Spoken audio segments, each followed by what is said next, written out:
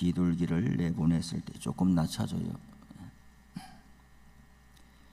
비둘기를 내보냈을 때에 온 지면에 물이 있으므로 비둘기가 발붙일 곳을 찾지 못하고 방주로 돌아와 그에게로 오는지라 그랬어요.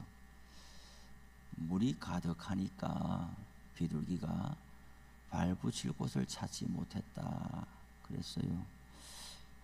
이 말씀을 가만히 들여다보니 우리의 인생도 그렇다 싶어요. 이 표현을 보세요. 발붙일 곳 하나 없다.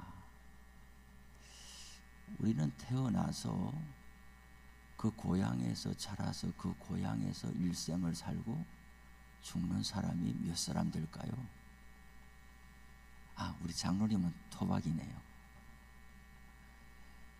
대부분의 사람들은 고향에 살지를 못하고 객지로 떠나가고 이사를 가고 또 이사를 가도 한두 번 가는 게 아니라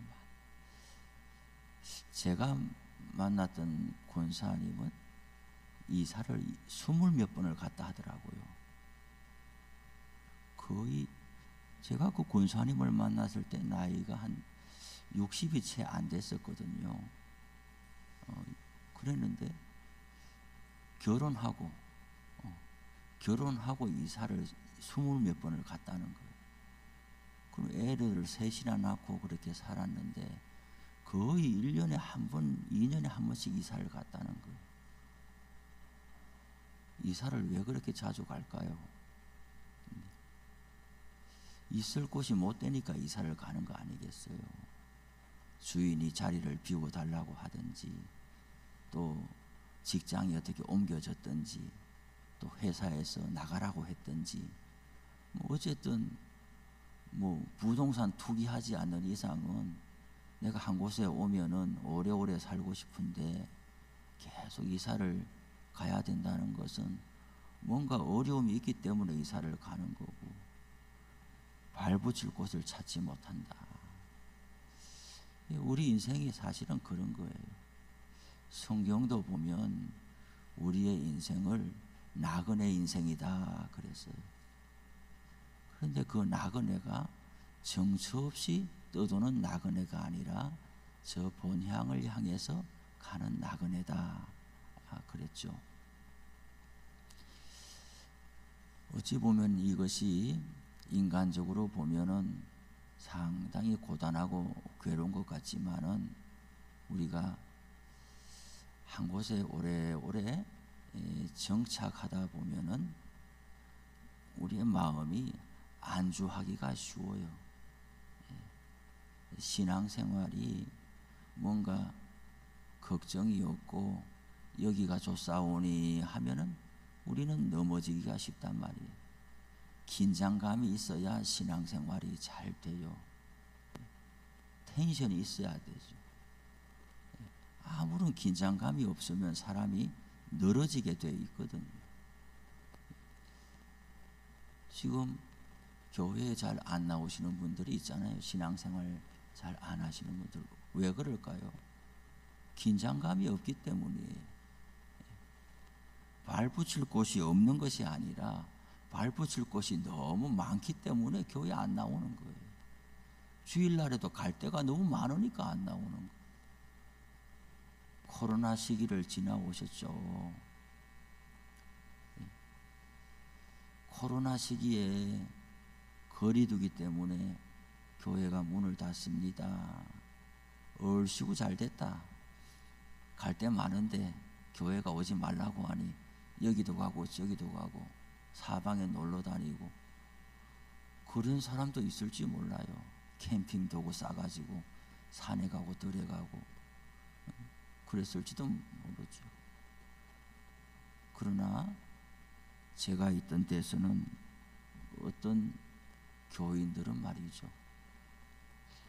11시가 되면 교회 마당에 이렇게 우리도 교회 문을 닫고 그 안에 이제 그 사무실 안에 있는데 시간이 10시 반이 되고 이래 되면 우리가 거기 있을 수가 없어요. 목사도 마찬가지예요. 아유 예배 없으니까 사무실에 앉아 있자. 이 몸이 앉아 있을 수가 없는 거예요. 주일날에는 교회 마당에 애들이 뛰놀고 복도에 성가대가 막 왔다 갔다 하고 기도 담당자 장로님들이 가운 입고 올라가고 이런 것이 눈에 선한데 예배 없으니까 사무실에 앉아 있을 수가 없는 거예요. 교인은 없지만 예배는 없지만 복도에 왔다 갔다 하고 아무도 없는 예배당에 올라가서 기도하고 또 현관 안에서 저기 마당을 이 시간에 교인들이 들어올 시간인데 하고 냈다고. 그런데 어떤 교인들은 그 마당에 와가지고 그저 이렇게 예배당 쳐다보고 있다가 가는 거예요. 교회 둘러보고 가고 들어오지는 못하고. 그럼 우리는 현관 안에서 손 흔들고 왔다 가냐고. 발붙일 곳이 교회인 거예요. 우리는 믿는 사람은. 세상은 살기는 살죠. 밥 먹고 살아야 되고 애 키우고 살아야 되고 직장 가야 되고 아프면 병원 가야 되고 살기는 살아요. 그러나 우리의 심령에 발붙일 곳이 우리는 교회인 거예요. 오늘 노아 홍수에 물이 사방에 덮어가지고 땅이 물에 잠겨 있으니까 살지를 못하잖아요. 사람만 못 사는 게 아니라 이 비둘기 하나조차도 발붙일 데가 없으니 그냥 종일 날아다니다가 방주로 다시 들어오는 거 아니에요. 그런 것처럼 우리는 이 세상에 살긴 살지만은 어디에다 발붙일 곳이 없어요. 우리는 어떤 마음을 가져야 되느냐? 교회에서 내쫓아도 내가 왜 나가냐? 그래야 되는 거예요. 우리 사실은 뭐 내쫓는 교회도 없지만 가면 오라고 붙들러 다니기가 바쁘지 내쫓는 교회가 어디 있겠어요. 그러나 우리의 마음 자세를 가질 때에 교회에서 내쫓아도 내가 왜 가냐? 아버지의 집에서 내가 어디로 나가냐? 갈 데가 없다. 하나님이 안 계신 곳이 없으니까 나는 집에서 들어누워서 텔레비로 리모컨으로 예배드린다. 어림도 없는 소리. 어림도 없는 소리. 혼과 영과 몸이 우리 다 하나로 되어 있는 전인격적인 우리는 존재인데 영과 혼과 몸을 다해서 하나님을 만나고 예배해야 돼. 그런데 몸은 하나도 단장하지도 않고 마음가짐도 하지 않고 뒹굴뒹굴 하면서 나는 예배드린다. 그런 것을 바로 제가 신앙생활은 생각으로 하는 게 아니라고 말씀드립니다. 몸으로 하는 거예요. 몸으로. 영과 혼은 보이지가 않고 그것이 표현되는 게 몸으로 표현되는 거예요. 우리는 사람을 대할 때도 마찬가지잖아요. 내가 당신을 존중합니다. 내 마음으로 얼마나 존중하는지는 안 보여요. 그러나 그것이 정말 날 존중하냐, 그 말이 진짜냐 싶으면 몸으로 나타나야 되잖아요. 날 함부로 막 하면서 마음으로는 난 당신 존경해. 어린 반푼어치도 없는 소리 아니에요. 몸으로 나타나야지 그것이 마음에 있는 것이 사실임을 입증하는 것이. 생각으로만 신앙생활은 생각으로 하는 게 아니에요. 손바닥 뒤집듯이 하루에도 우리 생각이 얼마나 많이 바뀌어지는데 생각으로 이랬다 저랬다 하면서 신앙생활 하는 게 아니란 말이에요. 긴장감이 있어야 신앙생활을 잘 하는 거예요. 이 긴장감을 하나님이 우리에게 주시는 거죠. 우리 예수 믿는 사람은 어디에다가 발을 붙이고 살아야 되겠냐? 교회에다가 발을 붙이고 살아야 돼요. 교회는 건물인데 교회에다가 우리가 몸을 가진 인간이니까 이게 눈에 보이는 교회에 와서 신앙생활을 하는 것이죠. 하지만 우리가 몸이 다냐? 아니죠. 우리 몸 안에 있는 영과 혼이 더 중요한 거죠. 그런 것처럼 교회에 발을 붙이고 신앙생활을 하지만 이게 다냐? 아니요. 여기 와서 예수님을 만나야 되는 거예요. 교회에는 왔다 갔다 하고 교회 일은 뭐 이런저런 거 한다 하지만 예수를 모른 채 그냥 하면 그것도 소용없는 거예요. 정말 불쌍한 거예요. 몸이 이렇게 건강하게 밥 먹고 살면서 영혼이 병들고 마음이 병들면 불쌍한 인생이잖아요. 자기 심령이 병들어 있는 것도 모르고 그냥 몸 하나 건강하다고 힘주고 살아가면 불쌍한 인생이잖아요. 마찬가지로 교회는 다니면서 뭔가 봉사도 하고 뭐 이렇게 한다 하지만 예수를 모른 채 그냥 놈들 하니까 따라서 입만 뻥긋뻥긋 하면서 오랜 세월 교회 다닌다고 하면 불쌍한 인생인 거죠. 사람이 하나님 되면 안 되죠. 너 신앙이 있냐 없냐 사람이 판단하면 안 되는 거예요. 그렇지만 모든 것이 예수님을 만난 사람은 뭔가 다르게 돼 있거든요. 유는 유를 낳고 무는 무를 낳는 거예요. 동족은 동족을 알아보는 거예요. 외국 가면요 한국 사람은 한국 사람을 알아보는 거예요. 말 몇 마디 해보면 알아본다니까요. 예수 믿는 사람은 서로를 알아본다니까요. 어디 여행을 가거나 타지에 이제 이사를 가거나 전혀 낯설잖아요. 야, 여기도 교회가 있나 예수 믿는 사람이 있겠나 싶지만 하여튼 어떻게든 알아봅니다. 예수 믿는 사람은 서로를 알아봐요. 버스를 요새 자가용을 다 타고 다니지만 옛날에 버스나 기차를 타도 내 옆에 있는 사람이 예수 믿는 사람이지 말 몇 마디 해보면 압니다. 나 예수 믿는다고 말 안 해도 이 언어 구사, 오는 느낌 이런 걸 알아보는 거예요. 예수 믿는 것만 그런 거 아니에요. 운동하는 사람은 운동하는 사람을 알아봐요. 고수는 고수를 알아본다니까요. 어떤 면이든 마찬가지예요. 그 분야에 집중하고 그 분야에 단련된 사람은 자기하고 같은 동족을 알아봐요. 하물며 우리의 심령에 예수가 있는 사람은 알아본다니까요.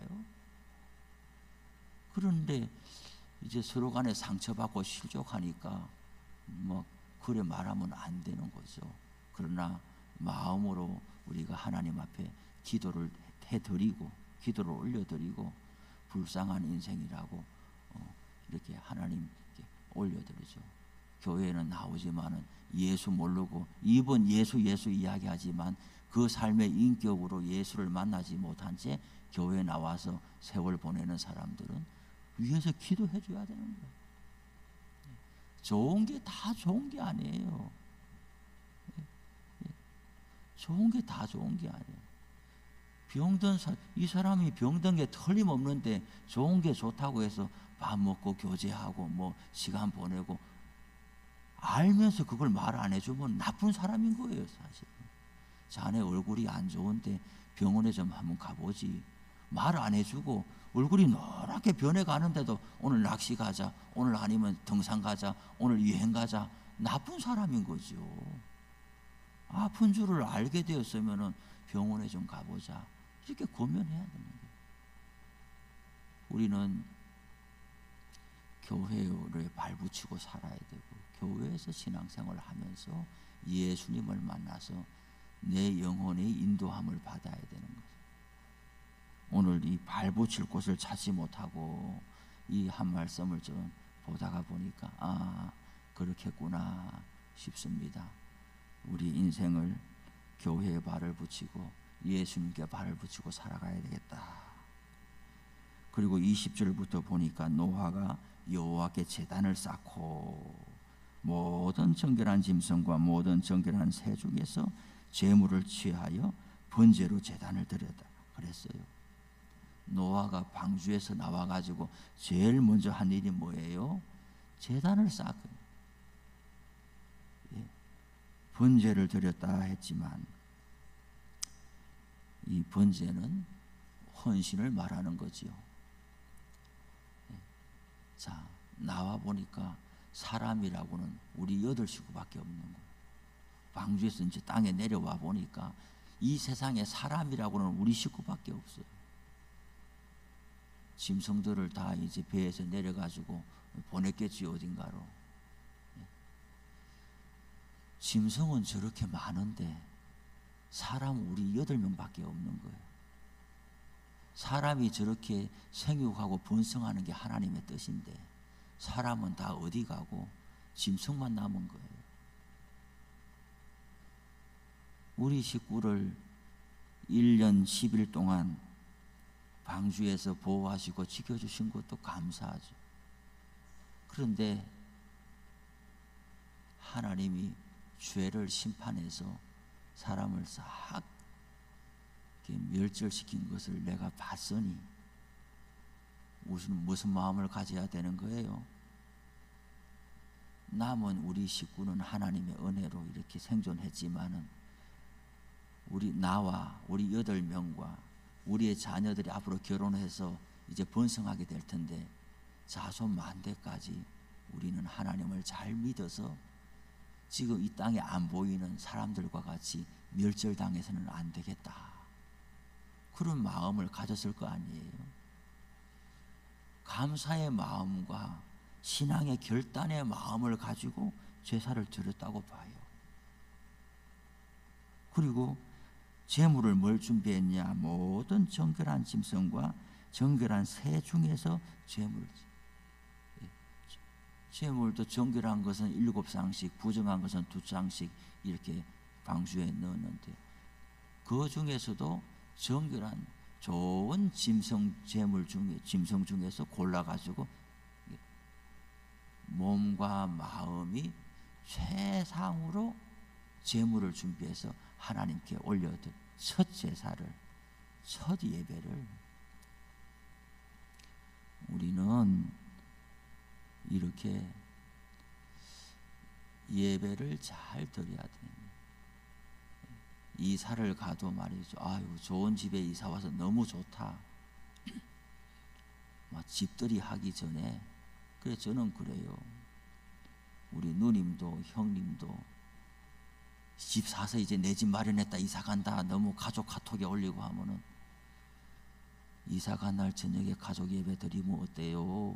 드리라고 하면 또 누가 시키면 싫어하니까 첫날 짐 다 못 풀어도 하나님께 감사하고, 우리는 어디 가도 하나님께 감사하고,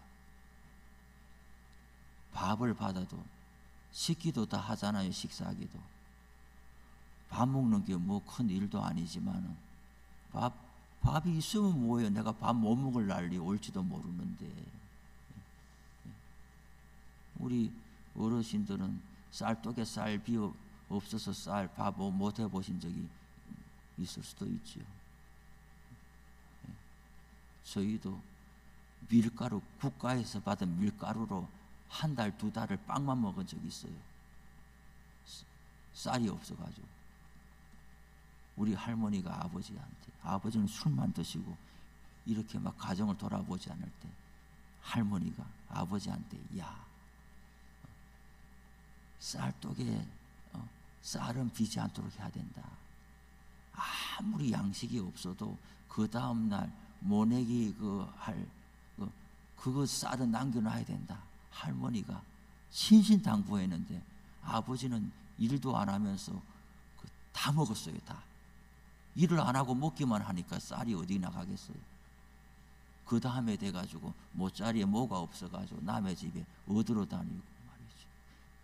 식구는 8식구. 우리 마을에서 식구가 제일 많은 집이, 일은 제일 안 하고 술만 제일 많이 먹고 쌀떡에 쌀은 계속 퍼먹고 이렇게 하니까 있을 게 있어요. 모내기 할 때 얻으러 다니고. 항상 쌀이 있을 줄 알았지만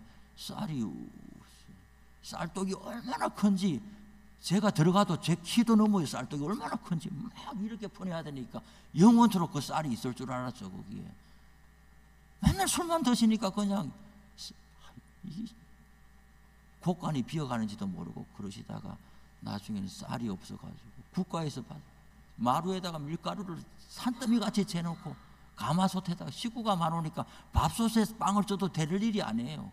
가마솥에 쇠죽 끓이고 나고 그거 퍼내고 거기다가 빵을 쪄가지고 말이죠. 칼로 빵을 막 이렇게 오려가지고 그거 한 쪽씩 먹는데 하루 세끼 그 빵만 먹은 빵 싫어, 밀가루 싫어, 쌀이 있어야 말이죠. 그래. 그런데 하나님 앞에 감사하고 말이죠. 일을 해야 되는 거예요. 그 일 안 하니까 너무 고단함을 당하잖아요. 노아가 하나님 앞에 제사 드리고 제일 좋은 것을 제물로 드리고 그렇게 다짐했던 것처럼 우리도 우리 인생에 항상 식기도도 하고 감사하게 돼. 이건 뭐 매일 먹는 건데 이게 뭐 그냥 그러지 말고 하루 세끼 밥 받을 때도 감사함으로 받고 이게 없을 수도 있다. 항상 있는 게 아니라 없을 수도 있다. 우리 오늘 새벽기도 나오듯이 매일 하루 내 뭐 해가 안 뜨는 날이 있나? 매일같이 해가 뜨고 나는 자고 깨어나지만 자고 못 깨어날 때가 있단 말이죠.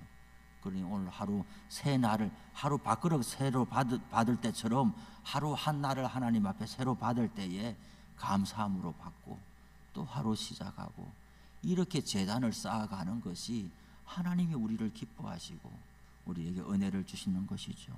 주기도문 합시다. 하늘에 계신 우리 아버지, 아버지의 이름을 거룩하게 하시며 아버지의 나라가 오게 하시며 아버지의 뜻이 하늘에서